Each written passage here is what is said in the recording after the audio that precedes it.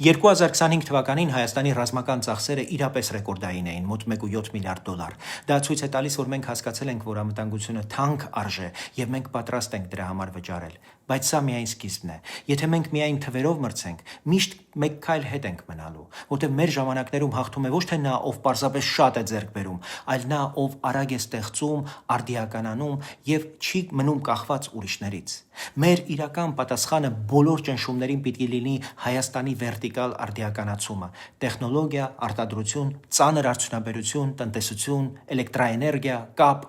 էներգետիկ ինքնաբավություն, որ մեզ չպատժեն վառելիքով, ժամանակակից ճանապարհներ եւ լոգիստիկա, որ երկիրը աշխատի մեկ մարդու պես ժամացույցի նման, արագ ու անվտանգ կապ, որ կառավարումը լինի կայծակնային, կապի ու հեռազգա դիտողական արբանյակներ, որ տեսնենք մեր սահմանը,